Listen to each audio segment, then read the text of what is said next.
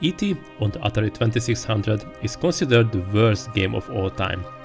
This made me curious, and despite that I'm only playing good games on my channel, I had to see this for myself, as the worst game of all time must be an unplayable complete mess. Well, is it? In this video I'm going to tell you everything about E.T., which is considered the worst game of all time.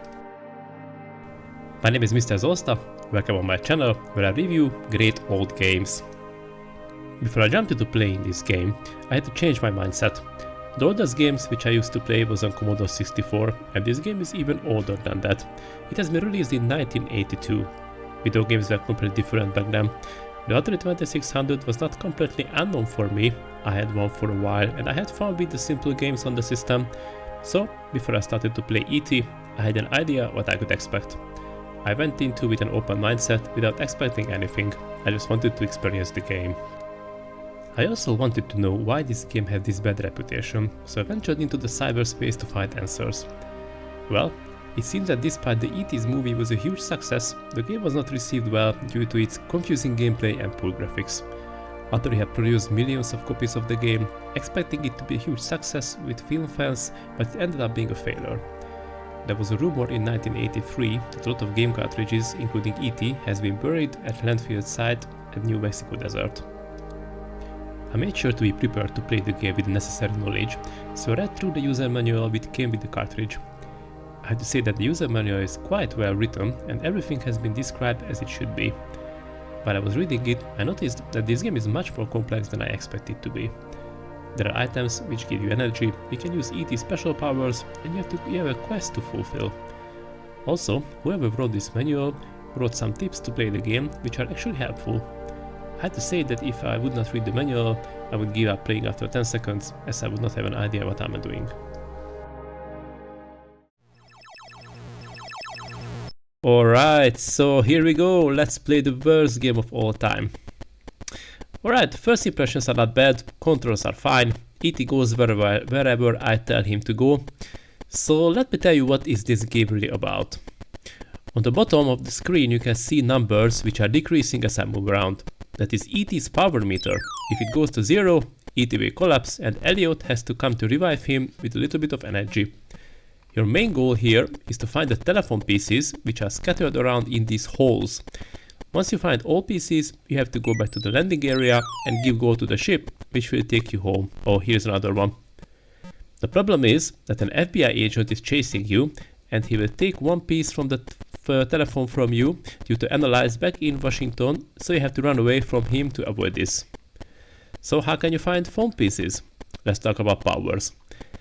The constantly and randomly changing blue icons on the top are the powers which you can use currently. The arrows are teleporting you to the screen where the arrow is pointing. This is useful if the FBI agent is close to you. The question mark is the most important icon, as with this power, a yellow dot shows where you should find the next telephone piece. Unfortunately, sometimes the icon appears, but the yellow dot does not show up. I consider this just an opportunity to search the area, but there's nothing to find here. Also, there's an icon with a government building. If you use your power, you can send back the FBI agent to his office building. Using any of your powers will consume energy, which you can recharge with candy. On your journey back home, you can find these dots which are actually candy, and if the candy power is active, you can eat them and this will recharge your energy a bit. I have to say that I had fun playing this game. I would not consider it bad. It delivers everything what has been promised in the manual. It is simple but not boring. It feels like playing tag while you are trying to find items. I mentioned that people complained about the poor graphics. However, this is Atari 2600 and while the graphics are indeed basic, to be honest, on Atari I cannot really say what is considered good graphics. Okay, Pitfall looks cool and a few others, but as I always say, if I enjoy a game, I don't really care about the graphics. Of course the game has a few flaws.